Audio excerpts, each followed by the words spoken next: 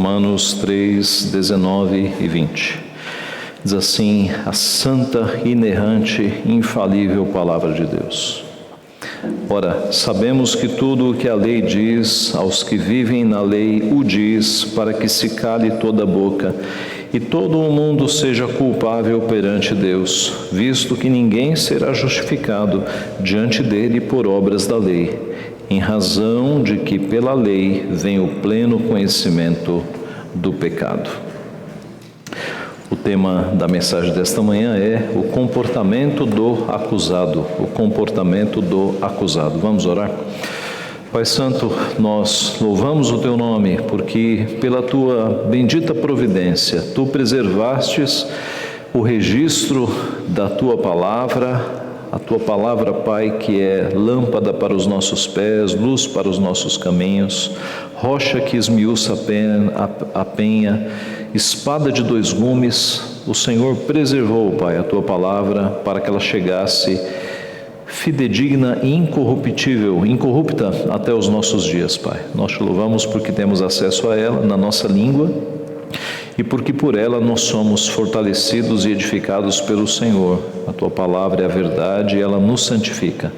Nós pedimos agora o auxílio do Teu Santo Espírito para que a nossa limitação seja superada e nós possamos entender a Tua palavra, Pai. E mais do que isso, pedimos que o Teu Santo Espírito a aplique no nosso coração, ó Pai. Só o Senhor tem o poder de colocar a Tua palavra no nosso coração, de nos confrontar, de mudar a nossa vida. Pedimos por isso, Pai, nesta manhã, o Senhor que conhece cada coração que está aqui e sabe exatamente o que necessita ser mudado. Pedimos que o Senhor use a espada da Tua palavra para operar nos nossos corações, produzindo as mudanças que o Senhor quer. É o que nós pedimos humildemente, em nome de Jesus. Amém.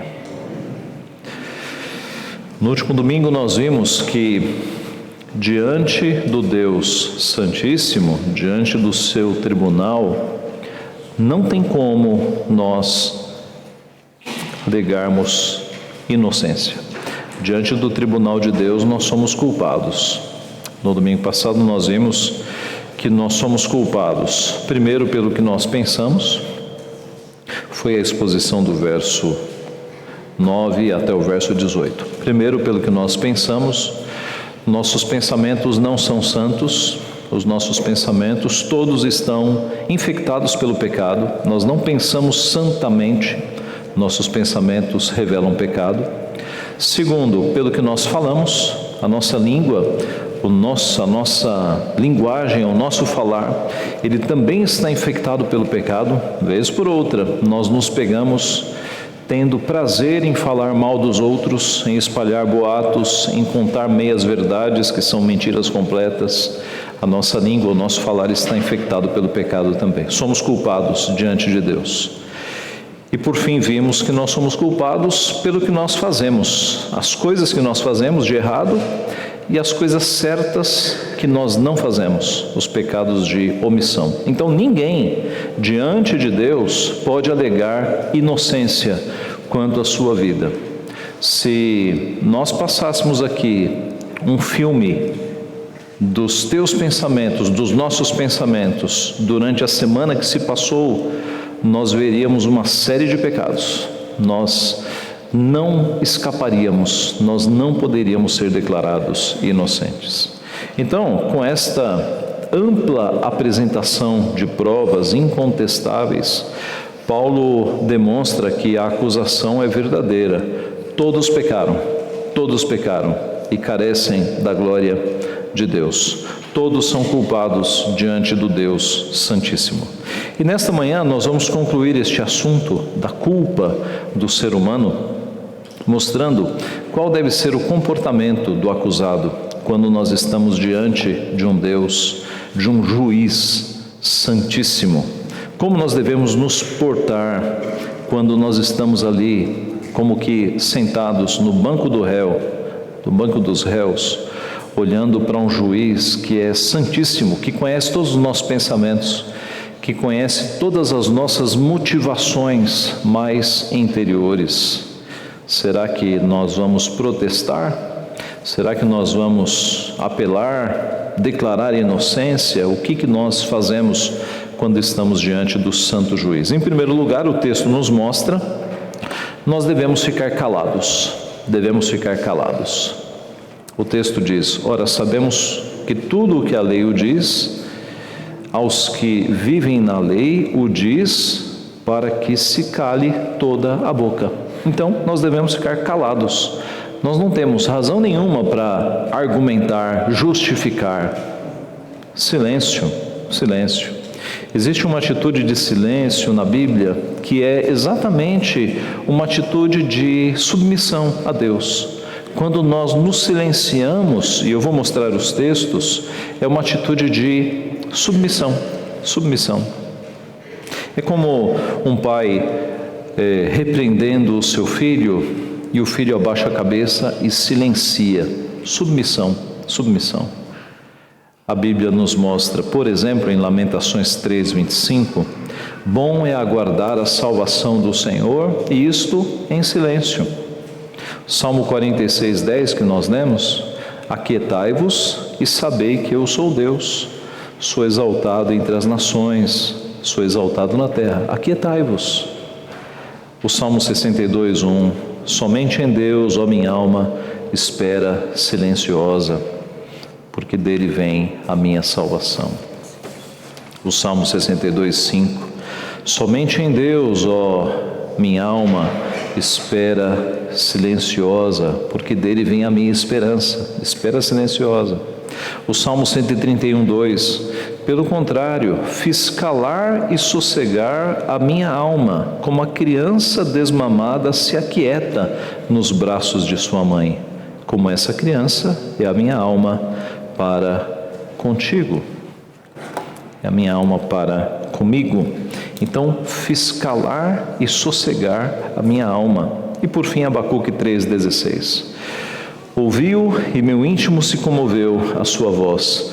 Tremeram os meus lábios, entrou a podridão nos meus ossos, os joelhos me vacilaram, pois em silêncio devo esperar o dia da angústia que virá contra o povo que nos acomete. Então, quando nós estamos nas mãos de Deus, nós devemos nos calar, devemos esperar em silêncio, devemos esperar aquietados pela sua vontade e o livramento das nossas vidas. O verso 19 diz: ora, sabemos que tudo o que a lei diz, aos que vivem na lei o diz, para que se cale toda a boca.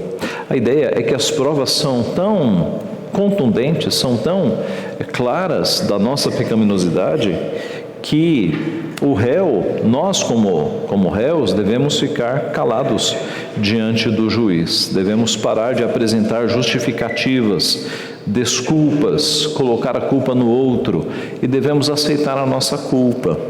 Jó, no meio do seu sofrimento, houve um momento em que ele esperava encontrar-se com Deus para pedir explicações, para pedir satisfações a Deus. Note, no começo do sofrimento de Jó, ele não pecou, mas na sequência do livro, Jó começou a pecar. Ele não foi santo em todos os momentos. No começo ele se manteve firme, mas na medida em que o sofrimento foi aumentando, ele foi pecando, E Jó esperava encontrar-se com Deus para falar tudo o que passava pela sua cabeça. Isso está registrado, Jó 23, 3 e 4. Ah, se eu soubesse onde o poderia achar, então me chegaria ao seu tribunal, exporia ante ele a minha causa, encheria a minha boca de argumentos. Jó estava achando que sofria ali uma grande injustiça e queria argumentar com o juiz. Em Jó 9, 33 a 35, não há entre nós árbitro que ponha a mão sobre nós ambos. Tire ele a sua vara de cima de mim, e não me amedronte o seu terror. Então falarei sem o temer, do contrário, não estaria em mim. Então Jó, ele no decorrer da história, ele achou que Deus estava sendo injusto para com ele, e ele aguardava o dia em que ele falaria isso diante do próprio Deus. E o que aconteceu quando Jó se encontrou com Deus? Será que foi isso? Será que ele pediu explicações? Será que ele contestou Deus quando ele se encontrou finalmente com o seu Deus? Jó 38, 1-3. Depois disto, o Senhor, do meio de um redemoinho, respondeu a Jó: quem é este que escurece os meus desígnios com palavras sem conhecimento? Cinge, pois, os lombos como homem, pois eu te perguntarei e tu me farás saber. Deus se aproxima já repreendendo Jó. Quem é este que escurece os meus desígnios com palavras sem conhecimento? Quem é você que está distorcendo toda a minha vontade, falando coisas que você não conhece? E Jó 40, de 1-9, diz assim: disse mais o Senhor a Jó: acaso quem usa de censuras contenderá com o Todo-Poderoso? Quem assim argue a Deus que responda? Então Jó respondeu ao Senhor e disse: sou indigno, que te responderia eu? Ponho a mão na minha boca. Agora Jó entendeu que deve permanecer em silêncio. Ponho a mão na minha boca. Uma vez falei e não replicarei. Aliás, 2 vezes, porém, não prosseguirei. Então o Senhor, do meio de um redemoinho, respondeu a Jó: cinge agora os lombos como homem. Eu te perguntarei e tu me responderás. Acaso anularás tu de fato o meu juízo? Ou me condenarás para te justificares? Ou tens braço como Deus, ou podes trovejar com a voz como ele o faz? Então Jó tinha muita coisa para reclamar, mas quando ele se encontrou com Deus, ele percebeu que não tinha razão nenhuma, que deveria ficar calado diante de Deus. Sou indigno, que te responderei eu? Ponho a mão na minha boca. Então, meus irmãos, nós como pecadores, nós não temos a possibilidade de nos justificarmos, de darmos desculpas dos nossos pecados diante de Deus, por um motivo simples: nós somos pecadores mesmo. Nós pecamos diante de Deus. Então, como é que nós nos justificaríamos? Abacuque 2:20, o Senhor está no seu santo templo, cale-se diante dele toda a terra. Sofonias 1:7, cala-te diante do Senhor Deus, porque o dia do Senhor está perto. Zacarias 2:13, cale-se toda a carne diante do Senhor, porque Ele se levantou da sua santa morada. Então, diante de Deus, não adianta culparmos os outros, culparmos nossos pais, culparmos nossa criação. Devemos admitir que somos pecadores e devemos nos calar. Este é o primeiro ponto, é a primeira lição do texto. Em segundo lugar, qual deve ser o nosso comportamento diante de Deus? Em segundo lugar, nós devemos assumir a culpa. Veja a continuação do texto, ainda no verso 19. O final do verso 19. E todo o mundo seja culpável perante Deus. Nós precisamos reconhecer que somos culpados. A Bíblia é clara mostrando a nossa culpa. 2 versículos apenas. Todo aquele que pratica o pecado, 1 João 3,4, também transgride a lei, porque o pecado é a transgressão da lei. E Tiago 2,10, que nós lemos na liturgia. Pois qualquer que guarda toda a lei, mas tropeça em um só ponto, se torna culpado de todos. Então, não adianta você dizer que guarda 9 mandamentos se você cai em um. Você quebrou a lei, você já é passível de julgamento e de condenação. Como culpados, nós ficamos sujeitos a 3 estados diante de Deus. Primeiro, somos sujeitos à ira de Deus quando nós somos culpados. Efésios 2:3 diz: entre os quais também todos nós andamos outrora, segundo as inclinações da nossa carne, fazendo a vontade da carne e dos pensamentos, e éramos por natureza filhos da ira, como também os demais. Por que nós éramos filhos da ira? porque nós vivíamos fazendo a vontade da carne e dos pensamentos. Me diga se não é essa uma definição de um não crente, alguém que passa a vida fazendo a vontade da carne e dos pensamentos. O crente é aquele que tem vontades na carne e nos pensamentos, mas ele pensa: isso não agrada a Deus, não vou fazer, eu vou me segurar, eu não vou fazer. O não crente, o ímpio, ele não liga para Deus, ele faz as vontades da carne e dos próprios pensamentos. E assim se coloca como alvo da ira de Deus. Segundo lugar, nós estávamos sujeitos à maldição da lei. Gálatas 3,10 diz: todos quanto, pois, são das obras da lei, estão debaixo de maldição. Porque está escrito: maldito todo aquele que não permanece em todas as coisas escritas no livro da lei para praticá-las. Meus irmãos, as pessoas que não estão seguindo a Deus estão embaixo da maldição da lei. Este é um mundo de muitas distrações. As pessoas estão vivendo a sua vida como que se Deus não existisse. Foi semana passada, eu vi um vídeo desses curtos de internet, alguém nos Estados Unidos, na rua, andando nas calçadas, e as pessoas vinham e a pessoa perguntava: você crê em Jesus Cristo? Você crê em Jesus Cristo? Para as pessoas que passavam, os transeuntes. E eu fiquei chocado, porque as pessoas todas disseram não, não, não, não, não. E eu pensei, nós chegamos num mundo, nós chegamos em uma geração em que a maioria esmagadora da geração não crê em Jesus Cristo. Não crê em Jesus Cristo. E essas pessoas respondem de uma forma que, como que se dissessem: Deus me livre, graças a Deus eu não sou um religioso, não quero saber de Jesus Cristo. E essas pessoas não percebem que elas estão no caminho do inferno, que no dia em que elas morrerem, aí elas vão perceber, porque esta é uma lei que não tem como driblar.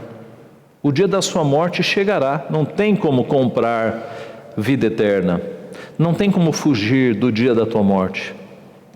E no dia da tua morte, você vai perceber, aí você vai ou se alegrar, porque encontrou refúgio, segurou em Cristo para a salvação da tua alma, ou você vai lamentar, porque passou uma vida inteira sem agarrar-se a Jesus Cristo. Todos vão passar pela morte. O fato é que este é um mundo de distrações, as pessoas estão distraídas, caminhando para o inferno e dando risada, distraídas. Maldição da lei, sujeitos à morte.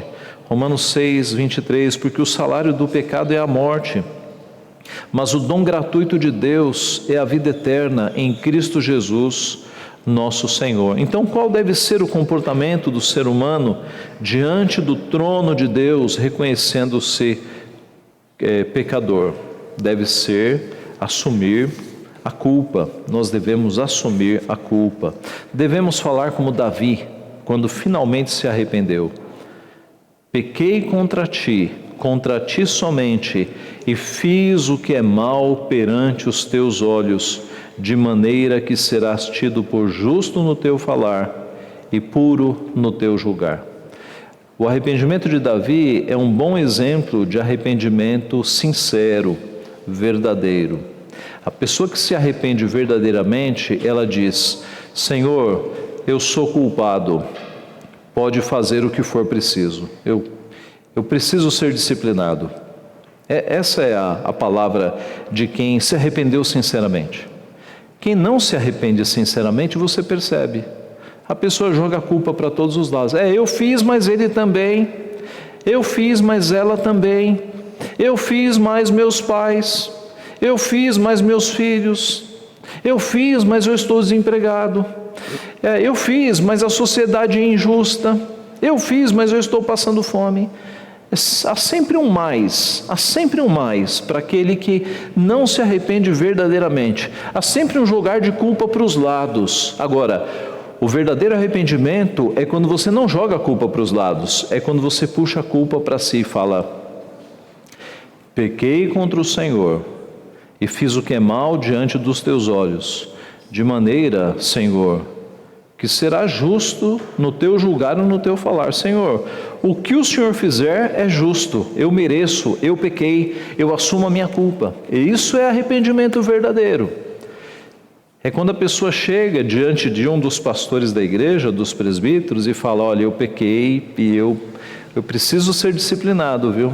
Eu preciso, porque eu pequei contra o meu Deus, eu pequei contra o meu Deus. Não é quando é pego, é quando percebe que quebrou a lei, ofendeu a Deus, atingiu a santidade de Deus. Isso é arrependimento verdadeiro. Então, como deve ser o nosso comportamento diante do Deus Santíssimo? Primeiro, devemos ficar calados, devemos reconhecer que estamos errados. Segundo, devemos assumir a nossa culpa, sem jogar culpa para os lados, assumir a culpa. E por fim, em terceiro e último lugar, nós devemos ter pleno conhecimento do pecado. É o versículo 20, veja o versículo 20. Visto que ninguém será justificado diante dele por obras da lei, em razão de que pela lei vem o pleno conhecimento do pecado. Aqui nós temos duas verdades muito importantes. A primeira, que está no começo do versículo, é que ninguém será justificado por obras da lei. Ninguém pode ser salvo por cumprir a lei. Eu tenho a salvação porque eu obedeço a Deus. Eu não faço coisas erradas, eu obedeço a Deus, é por isso que eu tenho salvação. Errado. Ninguém consegue salvação fazendo coisas, obedecendo a lei. Quando você estuda religiões, e são muitas as religiões do mundo, você percebe algo em comum entre todas elas. É a ideia de que em todas as religiões a salvação depende do homem. É o homem quem faz coisas para ser salvo. Então, de um lado, você tem todas as religiões do mundo apontando para uma salvação que o homem conquista, que o homem consegue. E do outro lado, você tem uma religião verdadeira que diz que a salvação não é conquistada, não é merecida, mas é pela graça. É pela graça somente. A palavra de Deus nos diz que Deus, sendo rico em misericórdia, por causa do grande amor com que nos amou, e estando nós mortos em nossos delitos, nos deu vida juntamente com Cristo. Pela graça sois salvos, e juntamente com Ele nos ressuscitou, e nos fez assentar nos lugares celestiais em Cristo Jesus, para mostrar nos séculos vindouros a suprema riqueza da sua graça, em bondade para conosco em Cristo Jesus. Porque pela graça sois salvos, mediante a fé, e isso não vem de vós, é dom de Deus, não de obras, para que ninguém se glorie. Se a salvação fosse por obras, o céu seria um lugar de convencidos. Por que você está aqui? Porque eu tive uma vida boa. Por que você está aqui? Porque todo final de ano eu distribuía presentes para as crianças pobres. Por que você está aqui? Porque a vida inteira eu ajudei uma sociedade, uma associação lá no bairro de pessoas pobres. O céu seria um lugar de convencidos, contando vantagens, se a salvação fosse por obras, mas não é. O texto de Efésios 2 que eu li, mostra que a salvação é só pela graça, e é mediante a fé, pela fé, não por obras, mas pela fé que nós temos acesso a essa graça. E até essa fé não é mérito teu, porque Deus te dá fé, é o próprio Deus que te dá fé para crer nele. Gálatas 2,16 diz: sabendo contudo que o homem não é justificado por obras da lei, e sim mediante a fé em Cristo Jesus. Também temos crido em Cristo Jesus para que fôssemos justificados pela fé em Cristo e não por obras da lei, pois por obras da lei ninguém será justificado. E Gálatas 3,11: e é evidente que pela lei ninguém é justificado diante de Deus, porque o justo viverá pela fé. Todas as religiões caem neste ponto. Todas as religiões creem numa salvação que o homem alcança, que o homem conquista, que o homem recebe por merecimento. No budismo, o fiel tem que seguir o caminho das 8 vias para se salvar. É força e dedicação dele. No hinduísmo, o fiel tem que se libertar dos ciclos de reencarnação por meio da yoga e da meditação. É ele quem se esforça. No islamismo, o fiel tem que se submeter a Alá e tem que praticar os 5 pilares do Islã. No judaísmo, o fiel tem que obedecer à lei e aos mandamentos da Torá. É salvação por obras. No catolicismo romano, o fiel tem que fazer os sacramentos, tem que ser um fiel guardador dos sacramentos. No espiritismo, o fiel é salvo fazendo boas obras a vida inteira e passando por repetidas reencarnações. A cada encarnação ele faz mais obras e mais obras para chegar no estágio que ele não precise mais reencarnar, mas todo o esforço é dele. Observe, nas religiões todas, a pessoa sempre tem que fazer alguma coisa para conseguir a salvação. Na religião verdadeira, é Deus quem salva. Você não pode fazer nada. Na religião verdadeira, todas as nossas justiças são trapos de imundícia, não servem para nada. Na religião verdadeira, é Deus quem salva, não é o homem. Na religião verdadeira, é Ele quem providencia a nossa salvação. Essa é a primeira verdade importante aqui. Por obras da lei ninguém será justificado. A segunda verdade importante é que a lei não justifica, mas ela revela o pecado. Para que serve a lei? Não é para justificar, é para mostrar os pecados. O verso diz, o verso que estamos vendo, em razão de que pela lei vem o pleno conhecimento do pecado. É pela lei que nós conhecemos o pecado. Romanos 5, 20 e 21 diz: sobreveio a lei para que avultasse a ofensa, mas onde abundou o pecado, superabundou a graça. Nós cantamos isso, né? A fim de que, como o pecado reinou pela morte, assim também reinasse a graça pela justiça para a vida eterna, mediante Jesus Cristo, nosso Senhor. Então, sobreveio a lei para que avultasse a ofensa, para que a ofensa aparecesse. E onde abundou a ofensa, o pecado, superabundou a graça de Cristo foi maior para apagar todos esses pecados, mas foi a lei que fez a ofensa, o pecado aparecer. Romanos 7,7, que diremos, pois, é a lei pecado? De modo nenhum, mas eu não teria conhecido o pecado, senão por intermédio da lei, pois eu não teria conhecido a cobiça, se a lei não dissesse, não cobiçarás. Então, a lei, ela não justifica ninguém. A lei é como um espelho mostrando as nossas falhas, os nossos pecados. Por que a lei não justifica? Romanos 8,3, porque o que for impossível à lei no que estava enferma pela carne, isso fez Deus, enviando o próprio Filho em semelhança de carne. A lei não podia salvar porque ela estava infectada pelo nosso pecado. Note, se eu conseguisse nascer sem pecado e viver uma vida inteira sem pecado, eu seria salvo. Seria. O ponto é que nós já nascemos em pecado, e mesmo que você desconsidere esse primeiro pecado, você vai cometer milhares de outros. Então é impossível a lei salvar. A lei salva, se alguém cumprir a lei perfeitamente, a lei salva. Cristo cumpriu a lei perfeitamente. Nós não podemos, porque a lei está enferma por causa da nossa carne, por conta do nosso pecado. Então o que a lei faz? A lei é como um espelho. Ela mostra, mas não limpa. Ela mostra, mas não limpa. Quando nós olhamos para os 10 mandamentos, nós vemos isso de modo muito claro. Os 10 mandamentos, eles expõem os nossos pecados. No primeiro mandamento, não terás outros deuses diante de mim, está exposta a nossa inclinação idolátrica. Nós somos especialistas em criar deuses que não o Deus verdadeiro. Então nós buscamos refúgio nas comidas, quando a situação aperta, nós fazemos da comida o nosso Deus. Nós buscamos refúgio no entretenimento para esquecer os nossos problemas, no futebol, nas séries, nos filmes. Ídolos, a gente corre para os ídolos quando a situação está difícil.